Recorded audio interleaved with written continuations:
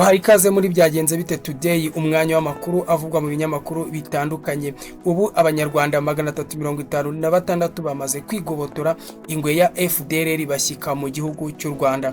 U Rwanda rwakiriye abanyarwanda 356 bavuye muri Repubulika Iharanira Demokarasi ya Kongo bari barafashwe bugwate n'umutwe w'iterabwoba wa FDLR.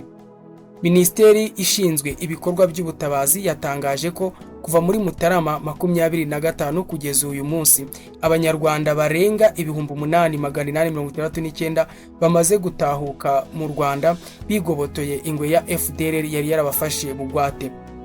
Kuwa 7 Gicurasi 2026 hatashye abantu 356 barimo abagabo 17, abagore 82 ndetse n'abana 257 basanzwe ku mupaka. Abangaba bategerejwe ku uyu mupaka munini wa La Chronique uhuza Gisenyi na Goma. Imodoka zari zibategereje kugira ngo bajyanwe mu nkambi ya Nyarushishi mu karere ka Rusizi banyuzwamo by'agateganyo.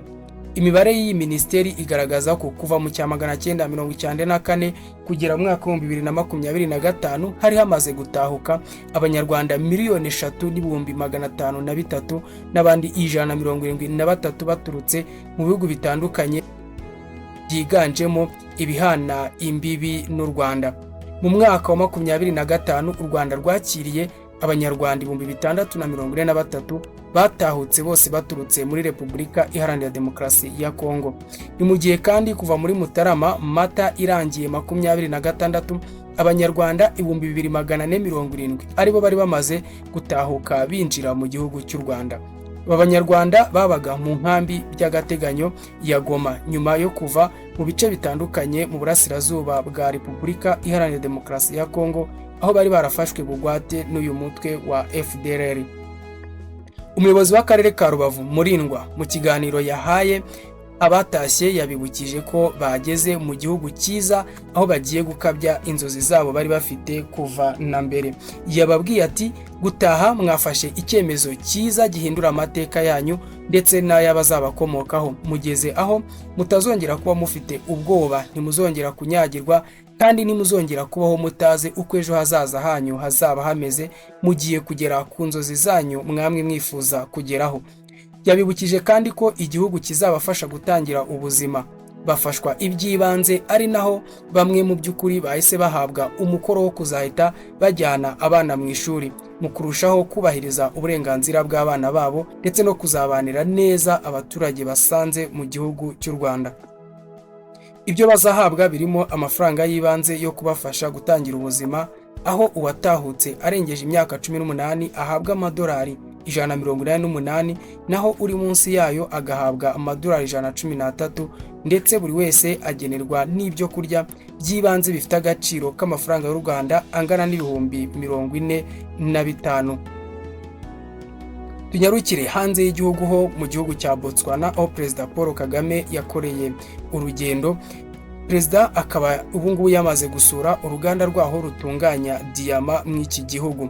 Mu gitondo cyo kuri uyu wa 4 tariki 7 Gicurasi 2026 amakuru dukesha ikinyamakuru Kigali Today avuga ko Perezida Kagame yasuye ikigo gicuruza diyama cya Botswana, Diamond Trading Company Botswana. Iki kigo kandi ngo gifitwe ku bufatanye bungana na 50-50 hagati ya guverinoma ya Botswana ndetse na sosiyete ya De Beers. DTC Botswana nicyo kigo kinini kiri ku isi kandi kikaba kimwe mu bifatiye runini urwego rw'ubucuruzi n'ubucukuzi bwa diyama muri icyo gihugu. Kikaba kandi gifite ubushobozi bwo gutunganya diyama zigera kuri karati miliyoni 45 ku mwaka. Tukiri mu makuru avugwa hanze y'igihugu, ababaye minisitiri b'ingabo babiri bahawe igihano cyo kwicwa. Urukiko rwa gisirikare mu Bushinwa rwatangaje ko Wei Feng ndetse na Li Shang babaye ba minisitiri b'ingabo bahanishijwe igihano cyo kwicwa nyuma yo guhanywa ibyaha bya ruswa. Xinhua News yanditse ko iki gihano kizaba gisubitse mu gihe cy'imyaka igera kuri 2. Nyuma y'iyo myaka kikazahinduka igifungo cya burundu. Ntagabanyirizwa cyangwa se kurekurwa by'agateganyo biteganyijwe kuri iki gihano. Bombi bahamwe n'ibyaha bya ruswa ndetse imitungo yabo yahise ifatirwa.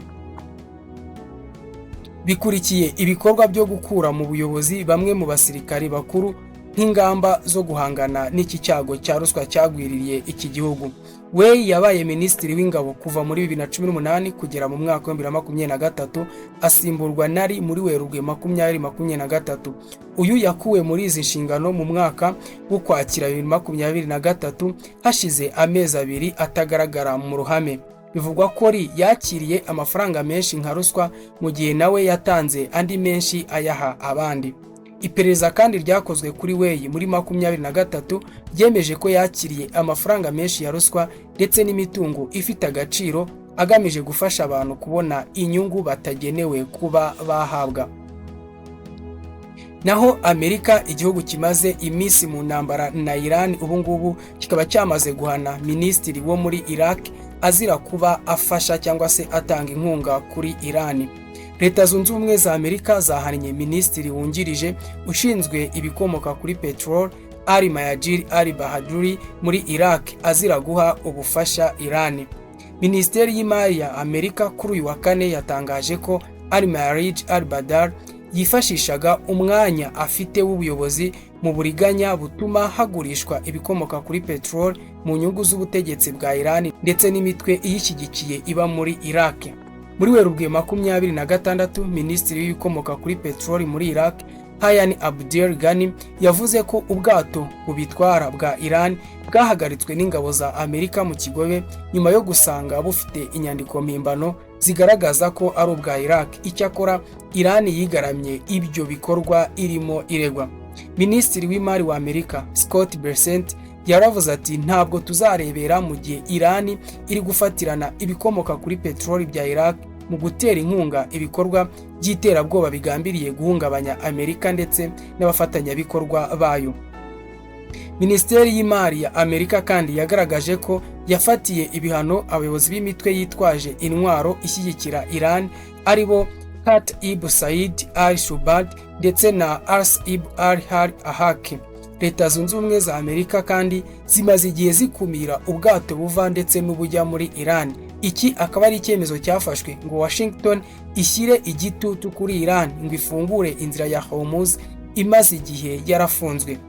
Ni inzira ya Hormuz ikaba ari inzira ifite cyangwa se ihatse ubukungu bw'isi kuko inyuzwamo hafi 20% by'ibikomoka kuri petrol bikoreshwa ku isi yose mu bihugu byose bitandukanye bigize uyu mubumbe duturiye.